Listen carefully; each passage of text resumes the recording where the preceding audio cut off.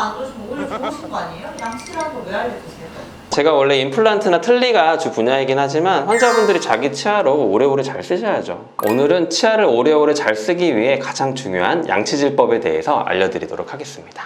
아니 저는 하루에 양치를 꼬박꼬박 하는데 치과 갈 때마다 맨날 치석이 쌓였다고 하시더라고요. 왜 그런 거예요?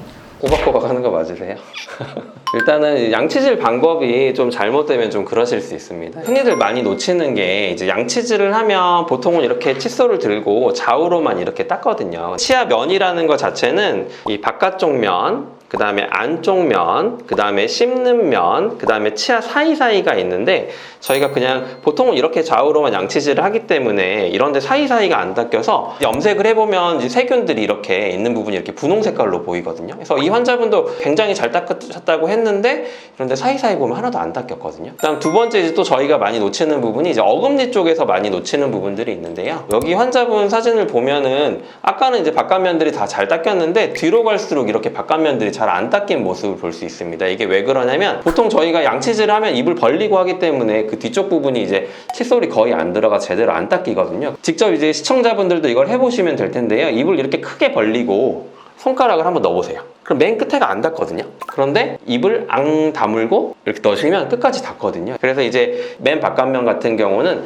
최대한 치아를 다물고 이렇게 안쪽으로 넣어서 이렇게 닦아주실 필요가 있고요. 칫솔이 이렇게 크게 되면 오히려 그 맨 뒤쪽으로 잘 안 들어가거든요. 첨단 칫솔이라고 하는데 이런 엔드터프트 칫솔을 쓰게 되면 맨 뒤쪽을 이제 편안하게 넣어서 이런 맨 끝부분까지 이렇게 다 닦으실 수가 있거든요. 그래서 이거는 모르시는 분들이 많더라고요. 그래서 이런 칫솔을 조금 활용을 하시면 이제 그런 부분들이 잘 닦일 수가 있습니다. 그럼 사진에서 보면 잇몸도 약간 빨간색이 이렇게 있는데 저것도 잇몸도 양치질할 때 같이 닦아야 되는 거예요? 양치질을 할 때 치아만 이렇게 좌우로 세게 닦거든요. 근데 그렇게 되면은 이제 결국에 세균들이 잇몸에도 이렇게 남아 있거든요. 그렇게 되면 이제 잇몸에서 잇몸병이 발생하는 세균들이 그대로 남아 있을 수 있기 때문에 항상 닦을 때는 이렇게 칫솔을 가지고 치아와 잇몸 사이에 대고 그 다음에 각도를 한 45도 정도로 기울인 다음에 이런 식으로 쓸어 올리는 식으로 닦아야 양치질이 잘 됩니다. 양치질법에 대해서 더 정확한 동작은 한 번 더 설명을 드리도록 하겠습니다.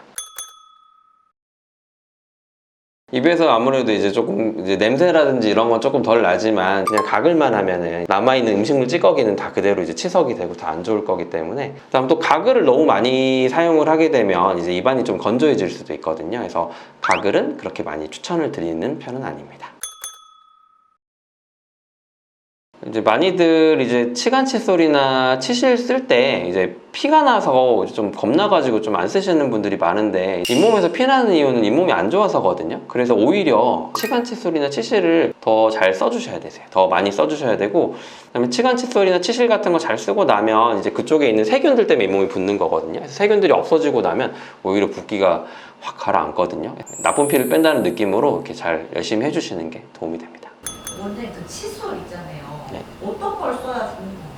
칫솔 모를 이제 많이들 물어보시는데 칫솔 모는 크게 두 가지로 보시면 돼요. 일반적인 탄력이 좀 세가지고 이제 치태 같은 게 잘 닦이는 게 첫 번째고 이제 두 번째는 이제 미세모라는 게 있거든요. 미세모는 아무래도 탄력이 더 없고 잘 쓰러지다 보니까 부들부들하다 보니까 닦이는 부분은 조금 더 덜한데 대신에 이거는 잇몸이 안 좋으신 분들이 너무 단단한 걸로 막 닦으면 이제 잇몸이 더 붓고 아프실 수 있잖아요. 그래서 이제 일반적인 경우는 일반모를 선택을 하시면 되고 내가 좀 잇몸이 안 좋다 아니면 치아 목 부분이 좀 패여서 많이 시리다 그럴 때는 너무 강한 자극이 오지 않게끔 약간 미세모, 극세사모 이런 것들을 이용을 하시면 된다. 어떤 칫솔은 이제 머리가 엄청 크고 어떤 칫솔은 이렇게 굉장히 작은데 내가 어떤 거를 선택해야 되냐 많이 궁금하시잖아요. 이제 연구에 따르면 치아를 닦을 때 치아가 한 2개 정도가 한꺼번에 닦이는 정도가 보통 좋다고 하거든요. 그런데 이제 미세하고 조금 섬세한 칫솔질을 하려면 이런 큰 칫솔은 이제 맨 뒤쪽을 닦을 때 잘 안 들어갈 수가 있거든요. 그래서 조금 더 작은 칫솔을 저는 많이 선호하고 환자분들께도 조금 작은 칫솔을 권해드리는 편입니다. 그리고 이제 칫솔을 이렇게 고르는 것보다 더 중요한 게 있는데요. 이제 교체 주기가 굉장히 중요합니다. PD님은 칫솔 얼마나 쓰셨죠? 약간 칫솔 모델이 이렇게 벌어진다 싶으면 교체해요. 벌어지는 시기에 교체하는 것도 굉장히 좋은데 보통 한 2, 3개월마다 한 번씩 교체하라고 하거든요. 오래 쓰게 되면 문제가 뭐냐면 이제 벌어지게 되면 이제 잘 안 닦이거든요. 내가 열심히 닦았는데 잘 닦여야 되잖아요. 그래서 그런 효율성이 떨어지는 문제가 첫 번째고, 두 번째는 아까 다 세균이라 그랬잖아요. 세균들을 깨끗이 없애야 되는데 칫솔질을 하다 보면 거기 세균이 묻어 있고 그런 것들이 점점 쌓이게 되면 오히려 세균을 갖다 입에 집어넣는 꼴이 되거든요. 그리고 요즘 보면은 이렇게 칫솔에 표시가 돼 있는 친구들이 있거든요. 그래서 이렇게 파란 색깔이나 이런 색깔이 있는 부분이 이제 점점 쓰게 되면 이게 옅어지고 이게 점점 줄어드는 걸 보면서 아, 내가 빨리 바꿔야겠구나, 이렇게 생각을 하시는 게 좋을 것 같습니다. 그래서 이제 칫솔을 또 보관하는 방법도 중요한데요. 보통은 이제 칫솔질하고 그냥 바닥에 내려놓고 물 묻은 채로 하시는 분들 계시거든요. 그렇게 되면 칫솔에 더 오염이 돼가지고 잘 건조시켜서 잘 말려놓는 식으로 보관도 굉장히 중요하다. 네, 그렇게 보시면 되겠습니다. 요즘 보관하는 살균 통이 있잖아요. 아, 좋죠. 네, 저도 온라인으로 시켜가지고 쓰고 있습니다. 가능하면 그냥 이제 보관하는 것보다 그런 어떤 살균의 과정을 거치면 훨씬 좋겠죠.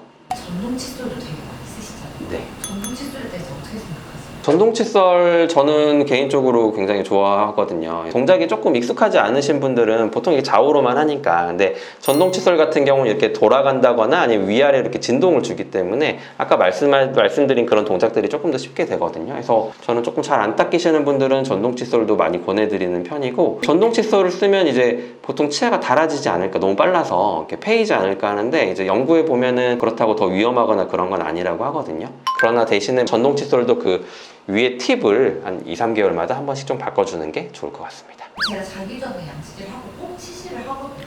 이빨 사이에 들어갈 때 딱 소리가 나서 들어가는데 이게 괜찮은 건가요?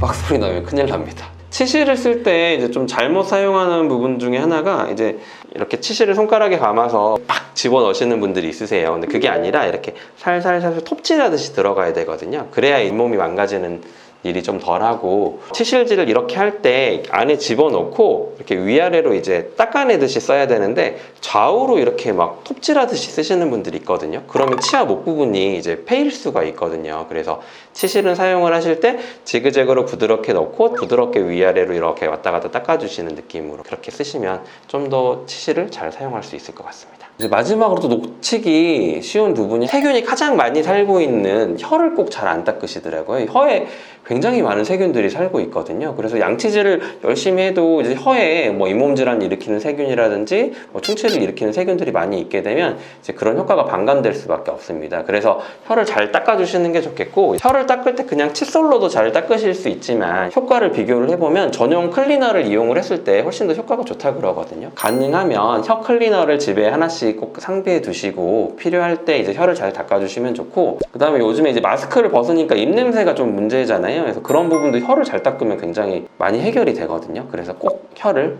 닦으시는 거 잊지 마시기 바랍니다.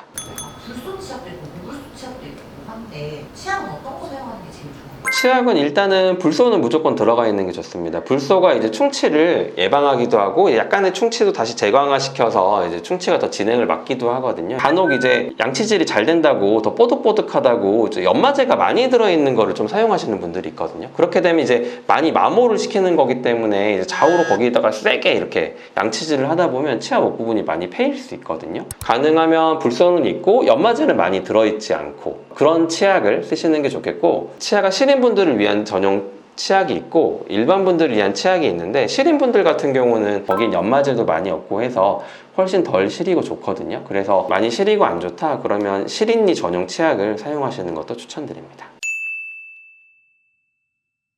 오늘은 내 치아를 지키는 양치질 방법에 대해서 말씀드렸습니다. 내 치아가 가장 중요하니까 오래오래 잘 관리하셔서 오래오래 잘 쓰셨으면 좋겠습니다. 감사합니다.